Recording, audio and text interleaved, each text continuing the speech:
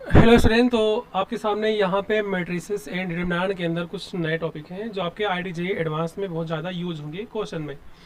Okay, तो यहाँ पे आपके सामने टॉपिक क्या है? Elementary row and column operation. अब ये चीज़ क्या होता है ज़रा ध्यान से देखना, आपके सामने यहाँ पे लिखा हुआ है। तो ये लिखा है कि the three basic elementary operation और transformation of a matrix. First, interchange of any two rows और टू कॉलम्स। हम लोग किसी भी मैट्रिक्स के रो और कॉलम को बदल सकते हैं, दो रो और दो कॉलम को बदल सकते हैं। दूसरा क्या कहता है? मल्टीप्लीकेशन ऑफ रो और column by a non zero number. किसी भी मैट्रिक्स के अंदर हम लोग रो और कॉलम से किसी भी नंबर से मल्टीप्लाई भी कर सकते हैं। एंड तीसरा क्या बोलता है? मल्टीप्लीकेशन ऑफ रो और column by a non zero number. किसी से मल्टीप्लाई कराओ एंड एड द अदर रो और कॉलम, और रो और कॉलम को जोड़ दो। ओके, तो आई होप ये बातें जो आपके सामने की जा रही हैं वो समझ में आ रही होंगी। एंड ये जो interchange of any two rows और टू कॉलम की बात चल रही है, इस चीज़ को स्वैपिंग बोलते हैं, यानी स्वैप करना, चीज़ों को अदला बदली करना। मल्टीप्लिकेशन का मतलब होता है स्केल करना, यानी चीज़ों को बढ़ा देना, है ना, एक गुना दो गुना तीन गुना, यानी चीज़ों को बढ़ा देना। And multiplication of row, and यहाँ पे एड द अदर रो, मतलब मल्टीप्लाई करने के बाद ऐड कर देना है। तो यहाँ सिंपल था, यहाँ पे एडिशन की बात कर रहा है ये। तो इसी तीनों चीज़ का हम लोग यूज़ करके आगे चीज़ों को सॉल्व करने वाले हैं। तो एग्जाम्पल से हम लोग इसको समझते हैं। तो यहाँ पे स्वैप का मतलब होता है किसी भी रो R1 R2 R3 या कॉलम 1 कॉलम 2 कॉलम 3 को आपस में बदल सकते हैं। स्केल का मतलब हम लोग किसी भी रो 1 रो 2 या रो 3 या कॉलम 1 कॉलम 2 में किसी भी नंबर से मल्टीप्लाई कर सकते हैं। एंड यहाँ पे R1 और R2 या R3 किसी भी रो या कॉलम को हम लोग आपस में जोड़ भी सकते हैं। एक बात याद रखना, रो को रो से जोड़ते हैं एंड कॉलम को कॉलम से जोड़ते हैं। तो ये जो आपके सामने एग्जाम्पल लिखा है, मैं इसी को लेके आपको उधर समझाता हूँ। ठीक है, तो एग्जाम्पल क्या है? 36903 6। तो यहाँ पे आपके सामने सबसे पहला एग्जाम्पल है जो आपको ध्यान से समझना चाहिए। तो मान लो कि मैंने मैट्रिक्स ए माना और ये आपका जो दिया है 3 6 9, एंड यहाँ पे कितना है? 0 3 6 -2 4 8, है ना। 0 3 6 -2 4 8, इतना ठीक है। एंड आई होप ये बातें जो अभी आपको बताई गई समझ में आई होंगी। तो यहाँ से हम लोग जो ये रो एलिमेंट्री रो ऑपरेशन है, रो और कॉलम एलिमेंट्री ऑपरेशन है, उस चीज़ को यहाँ पे कैसे लगाते हैं ज़रा ध्यान से देखना। तो ये वाला आपका जो दिख रहा है, ये वाला होता है R1 यानी कि रो 1, ये वाला होता है R2, एंड ये वाला होता है R3, एंड ये वाला जो आपके सामने दिख रहा है ये है कॉलम 1, एंड ये वाला जो दिख रहा है ये है कॉलम 2, एंड ये वाला जो आप देख पा रहे हो ये है कॉलम 3। तो जैसे मान लो मुझे R1 को बदलना है, तो मैं R1 को R2 से बदल सकता हूँ, कोई प्रॉब्लम नहीं है। मतलब R1 को R2 से अदला बदली कर दो, तो जो मैट्रिक्स ए होगा ये आपका क्या बन जाएगा? देखो, R1 को आप R2 बना दे रहे हो, तो R2 के सारे एलिमेंट R1 की जगह पे आ जाएंगे। तो 0 3 6, एंड R2 के जगह पे R1 के सारे एलिमेंट आ जाएंगे। तो 3 6 9, एंड बाकी जो एलिमेंट है यानी कि R3 का -2 4 8 वो अपनी जगह पे ही रहेगा। बस सिंपल सा ये एक ऑपरेशन आपने लगाया है।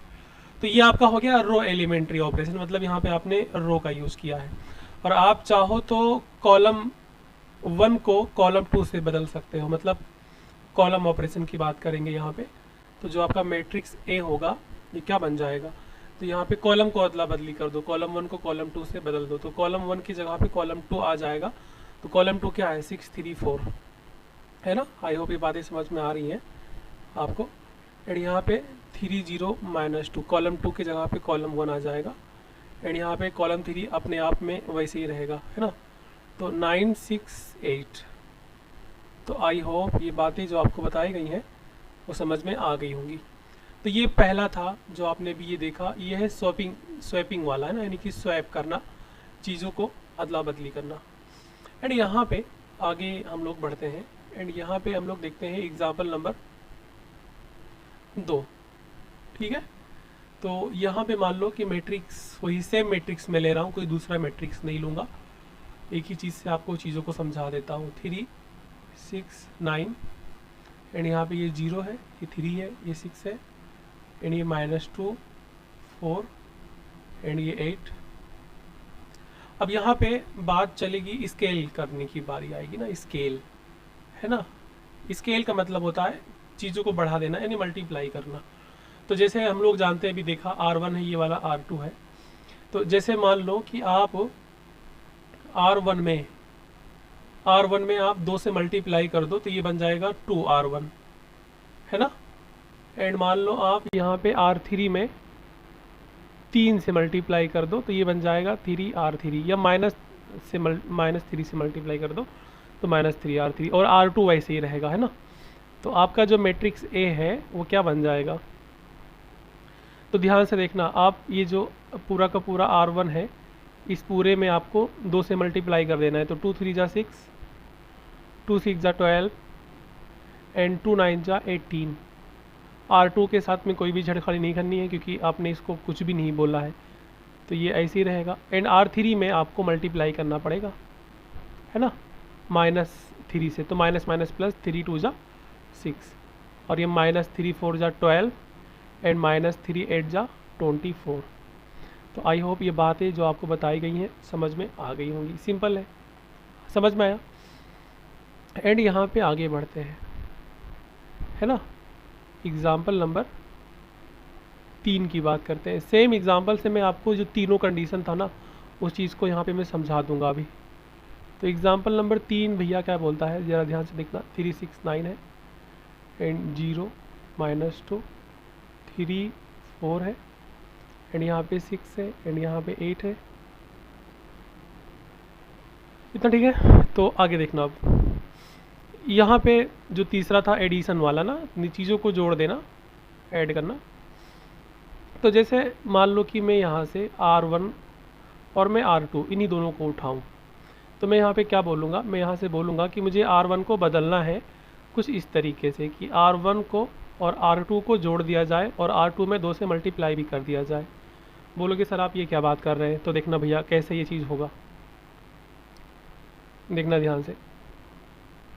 तो जैसे R1 वाला जो है ये पूरा का पूरा बदल जाएगा, ये कह रहा है कि पूरा का पूरा बदल जाएगा, बट उसी R1 में आपको R2 से जोड़ देना है और R2 में 2 से मल्टीप्लाई करके आपको R1 से जोड़ना है। तो R2 वाला जो रो है इसमें 2 से पहले मल्टीप्लाई कर दो, फिर R1 के हर एक एलिमेंट से हर एक एलिमेंट को जोड़ दो। तो 2 का 0 से मल्टीप्लाई कराओगे तो 0 ही आएगा, एंड 0 + 3 करोगे तो ये 3 ही आएगा, मतलब ये 3 रहेगा। फिर यहाँ पे 2 का 3 से मल्टीप्लाई करोगे 6, एंड यहाँ पे R1 का एलिमेंट इन इसको जोड़ देना है, तो 6 + 6 कितना हो जाएगा भैया, 12 हो जाएगा। एंड यहाँ पे 2 6 जा 12 12, और यहाँ पे 9 कितना हो जाएगा आपका 21 है ना। एंड यहाँ पे आपने केवल R1 को यहाँ पे बदला है, यानी R1 पे आपने ऑपरेशन लगाया है, एंड बाकी सब वैसे ही रहेगा। तो 0 3 6 एंड -2 4 8। सिंपल सा मैंने एग्जांपल लिया और मैंने यहाँ पे आपके सामने तीनों चीज़ को समझा दिया। Interchange multiplication by any non zero number, row या कॉलम चाहे जो हो, इन multiplication by non zero number से मल्टीप्लाई करने के बाद हमने यहाँ पे जोड़ दिया है, ठीक है। अब जैसे बहुत से लोग दिमाग लगाएं कि सर क्या मैं कॉलम 1 के साथ में छेड़खानी कर सकता हूँ, तो जी बिल्कुल कर सकते हो भैया। मैं यहाँ पे लिख दे रहा हूँ थोड़ा सा कि आप कॉलम 1 को कॉलम 1 और +2 कॉलम 3 कर सकते हो। तो यहाँ पे जो मैट्रिक्स ए होगा देखना कैसे बनेगा ये। तो देखो यहाँ पे जो कॉलम 1 है वो बदलने वाला है और कॉलम 1 में जुड़ेगा कॉलम 3 से 2 से मल्टीप्लाई करने पे। तो ये वाला जो आप देख पा रहे हो, ये वाला क्या था, कॉलम 1 था, और ये लास्ट वाला कॉलम 3 है। तो इस कॉलम 3 में पहले आप 2 से मल्टीप्लाई कर दो, तो 2 9 जा 18 एंड कॉलम 1 से जोड़ भी दो, तो 18 और +3 कितना हो जाएगा 21 हो जाएगा, है ना। एंड यहाँ पे 2 6 जा 12 एंड 0, तो ये 12 भी रहेगा। एंड 2 8 जा कितना होगा 16 और -2, मतलब प्लस करोगे तो प्लस माइनस -2, तो ये आई थिंक 14 आएगा। मतलब कॉलम 1 को आपने ऑपरेशन लगा के बदल दिया और बाकी सबका सब वैसे ही रहेगा, मतलब 6 3 4 एंड यहाँ पे 9 6 8। तो आई होप ये सब बातें जो भैया आपको बताई गई हैं समझ में आ गई होंगी। आगे यहाँ पे ये जो आपने पढ़ा भी elementary row in column operation, उसका एप्लीकेशन होता है रो एक्लॉन फॉर्म, जिसका यूज आगे क्वेश्चन में होगा। तो ये क्या होता है आप ज़रा इसको ध्यान से देखना, ज़रा यहाँ पे ध्यान से आप लोग देखना। यहाँ पे क्या लिखा है कि a matrix is in REF row echelon form if it satisfy these 3 conditions. अब यहाँ 3 कंडीशन के अलावा भी कंडीशंस लिखे हुए हैं, बट हम लोग इस चीज़ को पढ़ने से पहले आगे एक एग्जांपल देखें ना, चीज़ों को समझ लेते हैं, क्योंकि एग्जांपल से अगर आप इसको समझ जाओगे बहुत ही आपके लिए आसान होने वाला है यहाँ पे, ठीक है। तो मैं यहाँ पे आपको एग्जांपल से इसको समझा दे रहा हूँ कि जैसे मान लो भैया कोई मैट्रिक्स ए है, अगर हम लोग किसी मैट्रिक्स को कुछ इस तरीके से लिखें, मतलब जो पहला रो है यहाँ पे 2 लिखा, मान लो आपने यहाँ 4 लिखा, यहाँ मान लो, और यहाँ आपने मान लो 6 लिखा, एंड यहाँ जो ये पहला रो है, अब ये जो पहला एंट्री होता है, यानी कि जो पहला एलिमेंट होता है non zero entry, non zero element, इस चीज़ को बोलते हैं लीडिंग एंट्री। तो इस चीज़ के नीचे जितना भी नंबर हो अगर 0 0 रहे, ओके, एंड दूसरे रो में अब देखो इसके नीचे हर एक नंबर 0 हो गया, तो 0 के बाद यहाँ पे आपका नॉन जीरो नंबर स्टार्ट होगा। तो यहाँ मान लो आप 3 ले लो और यहाँ आपने 2 ले लिया, ठीक है, इतना समझ में आ रहा है। तो दूसरे रो में नॉन जीरो नंबर कौन है, 0 तो है नहीं, तीसरा है। तो ये देखो यहाँ पे जो बात चल रही है, यानी यहाँ पे जो बात की जा रही है कि ये वाला जो आपका 2 है इसको बोलते हैं नॉन जीरो एलिमेंट, यानी इस चीज़ को बोलते हैं लीडिंग एंट्री। क्या बोलते हैं, इसको लिख लेना आप लोग, लीडिंग एंट्री। यही सब मैंने उसमें लिखा था, अभी मैं उसको बताता हूँ आप लोग को, लीडिंग एंट्री। तो नॉन जीरो नंबर को बोलते हैं लीडिंग एंट्री। किसी भी रो के अंदर जो पहला नॉन जीरो नंबर होगा उस चीज़ को लीडिंग एंट्री बोलेंगे, ठीक है। तो अब जैसे दूसरे रो में नॉन जीरो नंबर क्या है, 3 है, तो 3 लीडिंग एंट्री हो जाएगा, तो इसके नीचे 0 लिखा जाएगा। एंड अब यहाँ पे क्या होगा, जैसे रो 2 का तो बात ख़त्म हो चुका है ना, रो 2 का बात तो भैया ख़त्म हो गया है। तो यहाँ पे इसके नीचे क्या होगा, तो इसके नीचे चाहे 0 आप लिखो और चाहे कोई भी नंबर लिखो, कोई प्रॉब्लम नहीं, चाहे 1 लिख दो, चाहे 2, कुछ भी लिख दो, या चाहे 0 ही लिख दो। मतलब कहने का मतलब है कि हर एक रो के नॉन जीरो के नंबर, हर एक नंबर नीचे वाला 0 होना चाहिए। जैसे फर्स्ट रो में लीडिंग एंट्री के नीचे ये नंबर 0 है, एंड 3 के नीचे नंबर 0 है, एंड आगे जो भी है उससे कोई मतलब नहीं है। एंड यहाँ पे जो भी आपका 0 रो बनेगा, जैसे ये वाला देखो, ये जो रो आप देख पा रहे हो आप, रो 3, ये 0 रो है, तो वो हमेशा कहाँ होना चाहिए, एकदम बॉटम में होना चाहिए, मतलब एकदम नीचे होना चाहिए, ठीक है। तो ये रूल होता है, इस चीज़ को बोलते हैं रो echelon form of a matrix. समझ में आई बात। एंड यहाँ पे एक बात आप और ध्यान से देख लो कि जैसे मान लो मैंने यहाँ पे नॉन जीरो एलिमेंट यानी जो लीडिंग एंट्री है उसको 1 से स्टार्ट किया, यहाँ 1 लिखा, यहाँ -2 लिखा, यहाँ 3 लिखा, फिर यहाँ 0 लिखा, फिर यहाँ पे 1 लिखा, फिर यहाँ 2 लिखा। अब 1 के नीचे यहाँ 0, तो यहाँ भी 0 ही होना चाहिए, एंड 1 के नीचे यहाँ 0 होना चाहिए, एंड यहाँ पे मान लो आपने ऐसे 3 लिख दिया है ना, 3 नहीं, आपने यहाँ पे मान लो यहाँ 1 लिखा, ठीक है। तो ध्यान से देखो, हर एक रो में जो लीडिंग एंट्री है वो 1 है। यहाँ पे देखो पहले रो में लीडिंग एंट्री यहाँ भी 1 है, एंड दूसरे रो में जो नॉन जीरो लीडिंग एंट्री है वो 1 है, एंड तीसरे रो में नॉन जीरो लीडिंग एंट्री वो भी क्या है, 1 है, ठीक है। तो ऐसे मैट्रिक्स को बोलते हैं रिड्यूस्ड रो एक्लॉन फॉर्म, REF पूरा नाम होता है। R का मतलब होता है reduced row echelon form, and ये वाला केवल भैया आपका है REF, ओके, ठीक है। तो ये क्या है, रिड्यूस्ड रो एक्लॉन फॉर्म, और ये है रो एक्लॉन फॉर्म। रो एक्लॉन फॉर्म में नॉन जीरो जो लीडिंग एंट्री होती है वो कुछ भी हो सकता है, एक के अलावा कुछ भी हो सकता है, बट जो रिड्यूस्ड रो एक्लॉन फॉर्म होती है उसमें केवल लीडिंग एंट्री जो होगी वो 1 1 ही होगी, ठीक है। एंड आई होप ये जो बातें आपको बताई गई हैं इतनी समझ में आई होंगी, ठीक है। तो मैंने एग्जांपल से आपको समझा दिया है, और वही सब चीज़ भैया ना आगे यहाँ पे लिखा हुआ है। तो यहाँ पे क्या लिखा है ना, मैं यहाँ पे पहले कलर चेंज कर दूँ। तो फर्स्ट वाला क्या कह रहा है, 0 रोज एट द बॉटम, है ना, any rows consisting entirely of zeros must be group together at the very bottom of the matrix.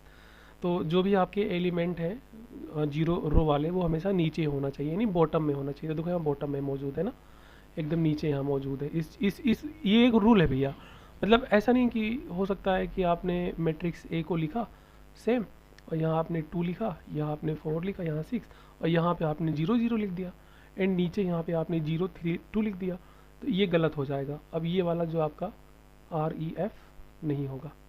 तो आई होप ये सब बातें आपको समझ में आई होंगी। एंड यहाँ पे आपके सामने ये सब लिखा है, ठीक है, लीडिंग एंट्री के बारे में। The first non zero number is called leading entry, और भी हमेशा क्या होगा, वो लेफ्ट साइड लिखा जाएगा। आपके सामने लिखा है, इसको देख सकते हो। एवरी लीडिंग एंट्री, यानी एवरी लीडिंग एंट्री का एक नाम और होता है जिसको बोलते हैं पाइवट, मस्ट बी एग्जैक्टली 1, और 1 होता है केवल रिड्यूस्ड रो क्लोरोफॉर्म। तो आई होप ये समझ में आपको आया होगा। ऐसे ही आप सुकून से पढ़िए, इत्मीनान से पढ़िए, हम लोग को चलना है अनंत से भी आगे। Thank you so much.